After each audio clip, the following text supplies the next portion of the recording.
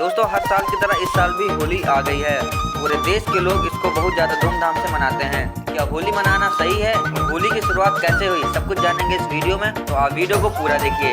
होली हमारे भारत की एक ऐसी परंपरा है जिसमें सबको गले लगाया जाता है। इस नकली स्थान पर आप ये नाचा गाई करते हो, आपने भांग पी रखी है, नशे में बकवाद कर रहे हो धाम पर, और पुरानी परंपरा है यहाँ बागेश्वर धाम की होली की। कीचड़ ठाव एक दूसरे मुंह पर फर, किसी को पिचकारी मारे, कोई गांव में तो और सिस्टम है, कोरडा बना लेते हैं कंटर सा, वो मारे एक दूसरे का हैं, और लाल लाल मुंह कर रखे बंदर कैसे सारे, कोई गारा में पड़ा है, कोई गुटी लाई लोग उड़ता फिर रहा है। दिशा में होली के बाद नहाते वक्त 5 लोग डूबे। दर्शकों, संत रामपाल जी महाराज जी अपने सत्संगों में बताते हैं कि यहाँ विचार करने वाली बात है कि हिरण्यकश्यप को ब्रह्मा जी से वरदान प्राप्त हुआ कि मेरी मृत्यु न किसी नर से, न दानव से, न देवता से, न किसी पशु से हो, और न ही दिन में न रात में, न ऊपर न नीचे, न अंदर न बाहर मरूं। और इसी वरदान को पाकर वो मूर्ख स्वयं भगवान बन बैठा, जिसके बाद सर्व विदित है कि उसने आम नागरिकों, ऋषियों, देवताओं पर भी अत्याचार किए और अपना नाम जाप करवाता था। हिरण्यकशिपु का पुत्र प्रहलाद भगवान की भक्ति करता था, जिसके कारण हिरण्यकशिपु अपने पुत्र का ही दुश्मन हो गया और उसे जान से मारने के लिए हिरण्यकशिपु ने अनेक प्रयत्न किए और अंत में हिरण्यकशिपु ने चिता की तरह लकड़ियों का ऊंचा ढेर लगवाकर भक्त प्रहलाद को जिंदा जलाने की योजना बनाई।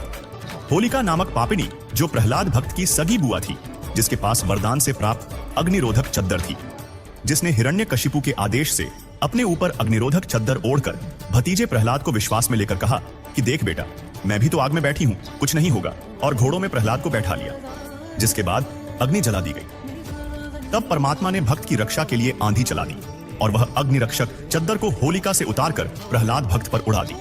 आग भड़क उठी, होलिका जल मरी। भक्त प्रहलाद को सुरक्षित परमात्मा ने रखा।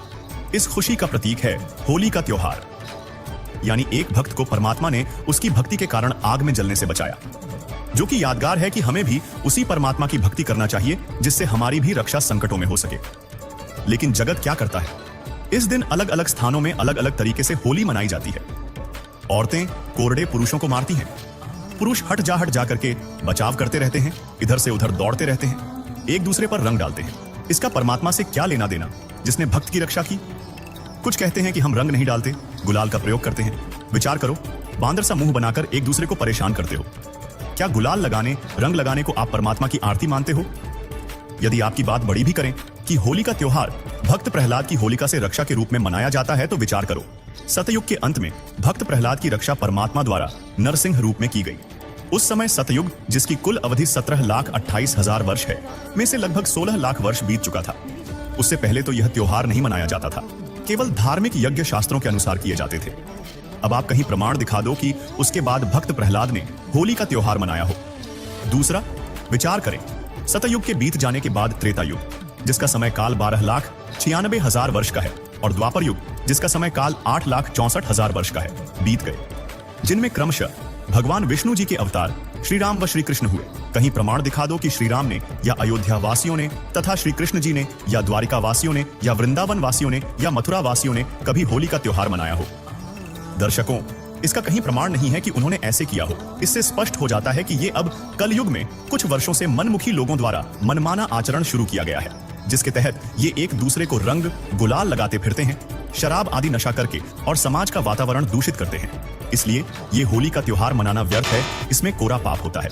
जबकि हमें भक्त प्रहलाद के जीवन को याद करते हुए इस काल के लोक में आने वाले कष्टों से सुरक्षित रहने के लिए ऋग्वेद मंडल 10 सूक्त 161 मंत्र 2, यजुर्वेद अध्याय 8 मंत्र 13, यजुर्वेद अध्याय 5 मंत्र 32 व ऋग्वेद मंडल 9 सूक्त 20 मंत्र 1 में बताए गए सबके रक्षक पूर्ण परमात्मा कबीरदेव अर्थात कबीर साहिब की शास्त्र अनुकूल भक्ति साधना करनी चाहिए। यह भक्त प्रहलाद की कथा का निष्कर्ष निकलता है। हम संत रामपाल जी महाराज के शिष्य संत रामपाल जी महाराज द्वारा बताई गई वो सत साधना करते हैं, जिसमें यहाँ के 5 प्रधान श्री ब्रह्मा व सावित्री जी, श्री विष्णु व लक्ष्मी जी, श्री शिव व पार्वती जी, श्री गणेश जी व देवी दुर्गा जी तथा पूर्ण परमात्मा की सत साधना होती है। इन्हें हम डेली याद करते हैं तथा भक्त प्रहलाद के जीवन को याद कर और भगवान से डरकर हम प्रतिदिन सुबह शाम राम नाम की होरी खेलते हैं, यानी परमात्मा के नाम का प्रतिदिन सुमिरन करते हैं। सुनिए, राम नाम की होरी के विषय में संत रामपाल जी महाराज क्या बताते हैं। गगन मंडल में गुमट है रंग होरी हो, जहाँ श्वेत ध्वजा फर्राही राम रंग होरी हो। आदरणीय गरीबदास साहिब जी बताते हैं हम कौन सी होली खेलते हैं भाई। गगन मंडल में गुमट है रंग होरी हो, जहाँ श्वेत ध्वजा फर्रावे राम रंग होरी हो। सतलोक में अरसकुर पर श्वेत गुमट है, जहाँ सतगुरु का डेरा। जैसे आपने ऋग्वेद मंडल नंबर 9 सूक्त 96 के मंत्र 18 में आपको दिखाया कि वो परमात्मा उस तीसरे मुक्ति धाम सतलोक में रहता है, और वहाँ एक बहुत सुंदर सफेद गुम्मट के अंदर गुम्बज उसमें रहता है, बहुत बड़े गुम्बज में। उसका यही आप गरीबदास जी कह रहे हैं गुम्मट। गगन मंडल में गुम्मट है रंग होरी हो, जहाँ श्वेत ध्वजा फर्रावे राम रंग होरी हो। उसके ऊपर सफेद ध्वजा परमात्मा का झंडा फहरा रहा है। बुद्धि बाणी से अगम है रंग होरी हो, सुरत नृत जहाँ लावे राम रंग होरी हो। अब चले हैं नीचे से सभी शरीर के बताने लगे हैं। नाभि कमल ब्रह्मा भय रंग होरी हो, ये सर्जे विष्णु महेश राम रंग होरी हो। त्रिगुण माया बिस्तरी रंग होरी हो, और सकल परवेश राम रंग होरी हो।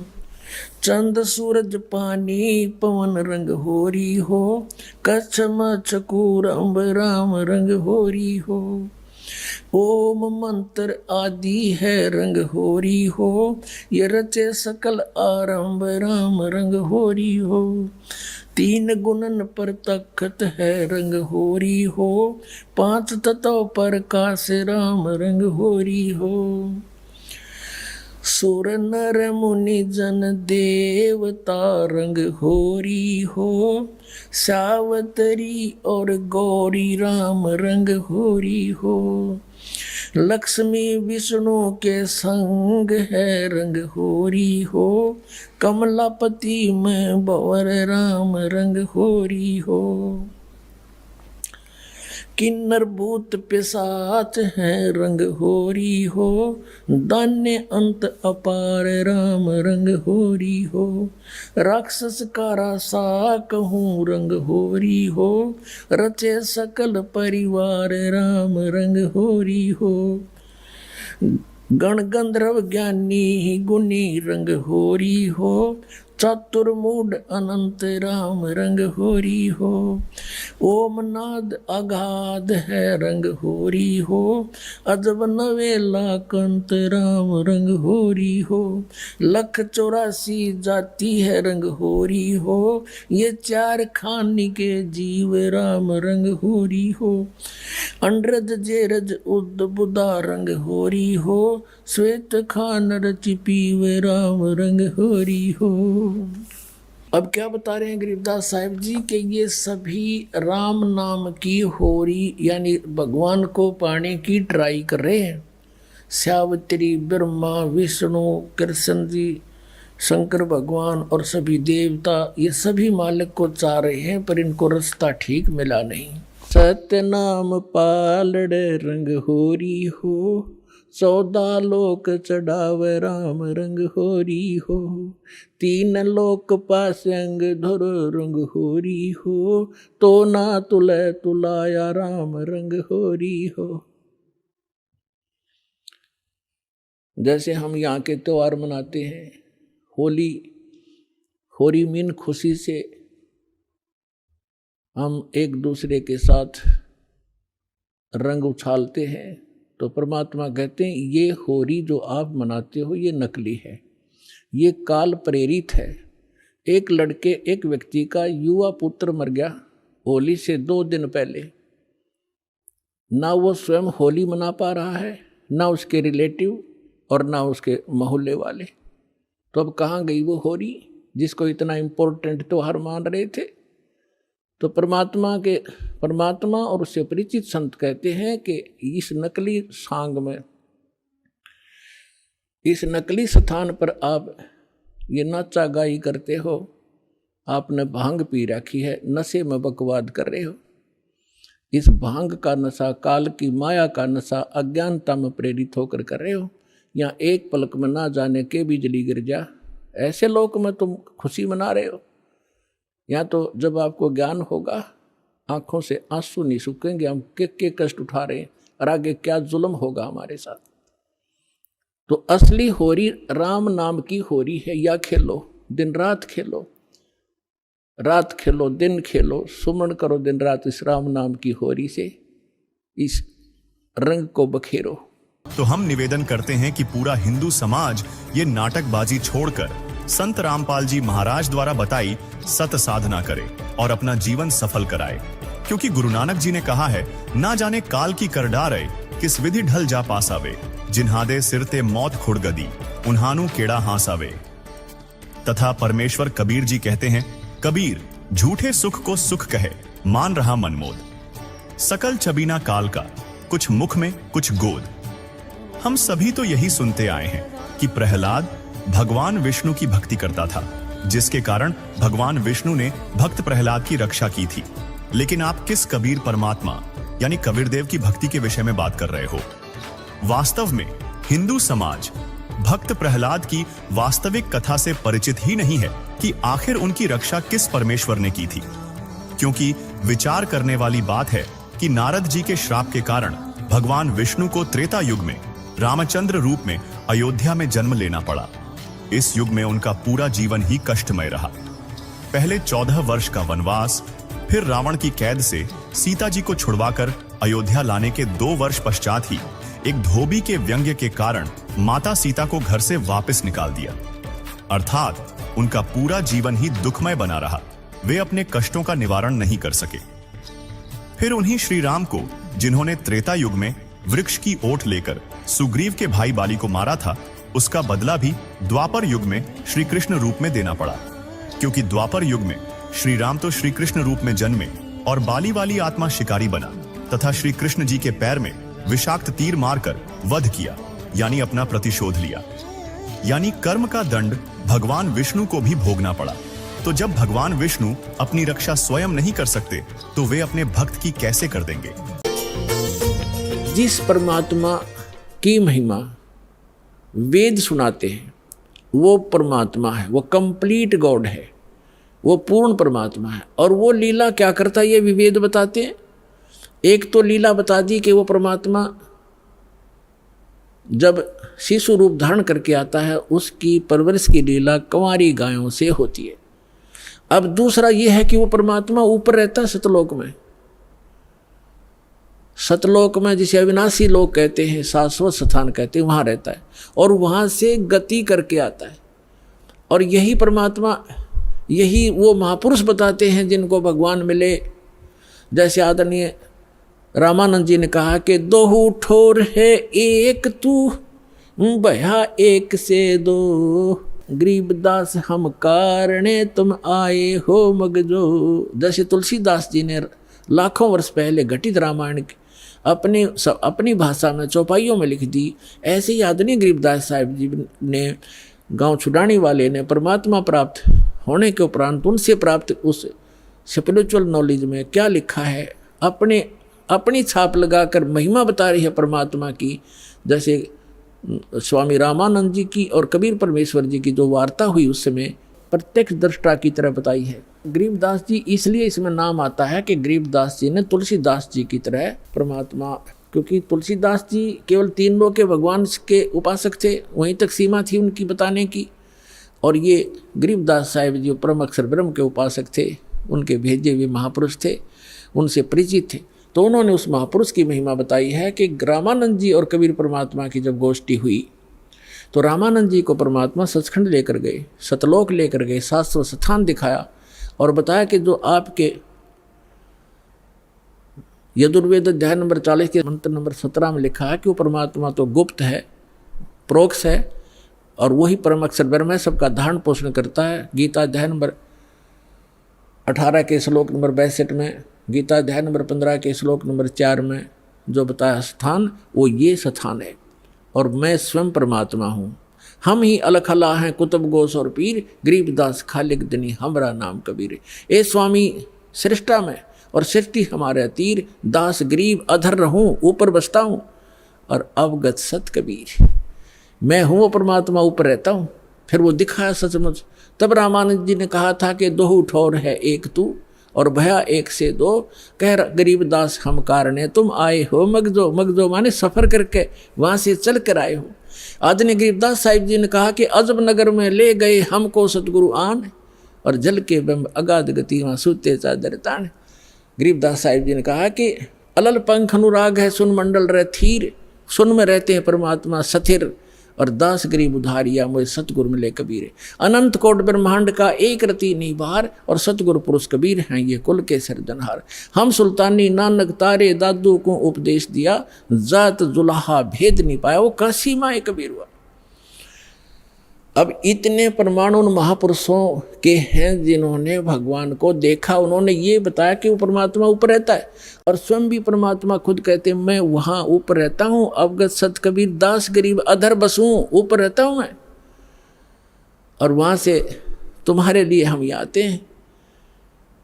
अब वेद भी क्या बताते हैं, वेद क्या बताते हैं? यदि वेद भी यही बताते हैं कि वो परमात्मा ऊपर रहता है, सशरीर आता है, वहाँ से गति करके आता, अच्छी आत्माओं को मिलता है, तो हम भगवान को पहचान लेंगे। अभी तक तो हमने श्री राम श्री कृष्ण आदि इन महापुरुषों को भगवान इसलिए मान रखा था, इनके पास हथियार थे, सिद्धियाँ थी। इन्होंने, किसी ने कंस मार दिया, किसी ने रावण मार दिया।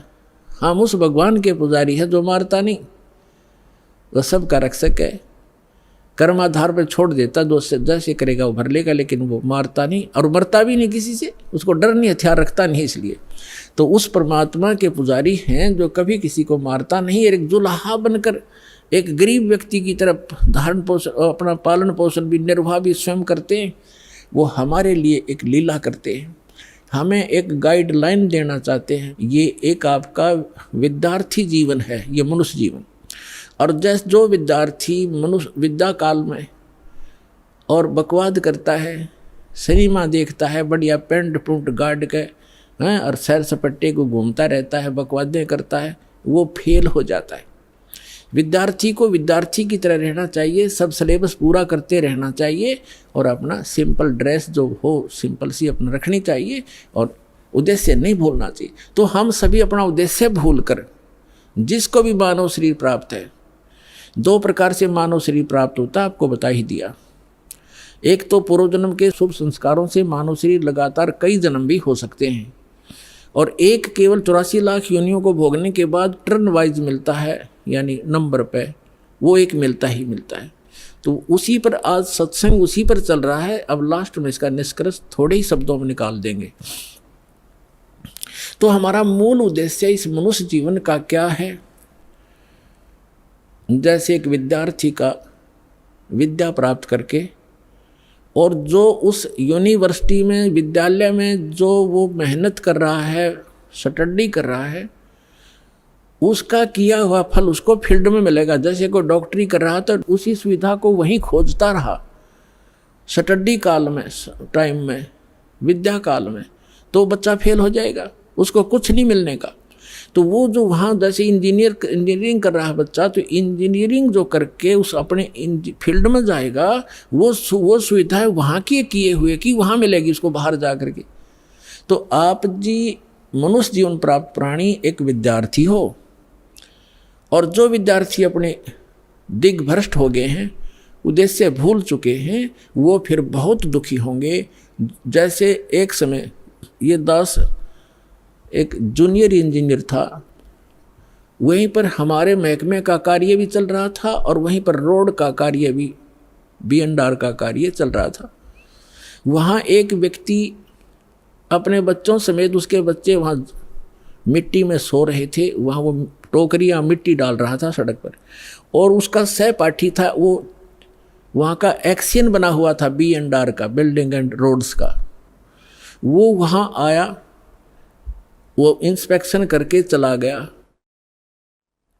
तो उसके जाने के बाद वो व्यक्ति कहता है, मजदूर, वो क्या कहता है कि मेरे कर्म फूट गए, मेरे भाग फूट गए, मेरा ये सहपाठी था, मेरा क्लास फेलो था, ये इसका ये नाम है, ये उस गांव का है, हम एक स्कूल में पढ़ा करते थे उस दूसरे गांव में, और ये पट गया, देखो ठाठ कर रहा है, गाड़ी में चलता है, इसके बच्चे पंखों के नीचे सोते हैं और मेरे बच्चे मिट्टी में पड़े हैं, मेरे भाग फूट गए, मैं भी पढ़ लेता, शिक्षा ग्रहण कर लेता तो मैं भी ऐसे मौज करता। तो यहाँ परमात्मा कहते हैं, आज 6 दिन पाछे गए और गुरु से किया ना हेत, अब पछतावा क्या करे, चिड़िया चुगी खेत। तो आज आप उस अतिथि में हैं जो भक्ति नहीं करते, और करते हैं तो शास्त्र विरुद्ध करते हैं, और इस मनुष्य जीवन पा करके जो साधना सत्य नहीं करते, वो बाद में ऐसे पछताएंगे जैसे वो मजदूर पछता रहा था। तो आप जी का जो यहाँ मूल कार्य है, मनुष्य जीवन प्राप्त प्राणी का पूरा सतगुरु प्राप्त करे और पूरा ज्ञान। अब पूरे गुरु का आपको पता नहीं था, आपको एक बालक को सभी पूरे नजर आते हैं, क्योंकि जो भी संत बना हुआ है उसने कुछ तो बाणी बूणी, कोई वेद मंत्र, कोई गीता मंत्र को कहीं ना कहीं से वो तो उसने कंठस्थ कर ही रखे हैं, और वो हमारे लिए बहुत भारी हो जाता है। जो लगातार संस्कृत बोल दे, को बड़ी बड़ी कथा सुना दे, हम न सोचे महापुरुष पढ़ा है तो बहुत गजब का। तो हमें ज्ञान नहीं था, तब हमें ज्ञान होगा, हमारे पास एक ISI मार्क का एक पैमाना होगा, फुट रूल होगा, हम तुरंत नाप लेंगे इसका साइज क्या है, हम उसको रिजेक्ट कर देंगे। अगर हमारे वेदों से नहीं मिलता उसका ज्ञान तो रिजेक्टेड है। तो मनुष्य जीवन प्राप्त प्राणी जो भक्ति नहीं करते और करते हैं शास्त्र विरुद्ध करते हैं, तो वो अपना जीवन नाश कर रहे हैं। जो विद्यार्थी और जो टीचर आउट ऑफ सिलेबस पढ़ाता है, पाठ्यक्रम से हटकर ज्ञान देता है, नावल सुनाता है, कोई फिल्मी स्टोरी सुनाता है, अपने जो पाठ्यक्रम से बाहर का जो ज्ञान है वो एग्ज़ाम में काम नहीं आता। और एग्ज़ाम में जो वही काम आएगा जिसने सिलेबस पढ़ रखा है, पाठ्यक्रम पढ़ा है। तो हमारा पाठ्यक्रम है 4 वेद, 18 पुराण और श्रीमद् भगवद गीता, कुरान और बाइबल। क्योंकि हम सभी मानव हैं, पूरे विश्व के हम एक ही परमात्मा के बच्चे हैं। जीव हमारी जाति है, मानव धर्म हमारा, हिंदू मुस्लिम सिख ईसाई कोई धर्म नहीं है न्यारा। हम केवल भगवान के लिए बंटते चले गए और भटकते चले गए। अब उसी परमात्मा ने आके हमें फिर इकट्ठा करने की चेष्टा की है। उस समय हम समझ नहीं सके क्योंकि हम अशिक्षित थे। अब हम शिक्षित हैं, सदग्रंथ हमारे पास हैं और तत्व ज्ञान दास को परमात्मा ने दे रखा है। ये आपके रूबरू कर दिया है। अब इसको आसानी से समझेंगे। अधिक जानकारी के लिए डाउनलोड करें संत रामपाल जी महाराज ऐप व सब्सक्राइब करें संत रामपाल जी महाराज यूट्यूब चैनल।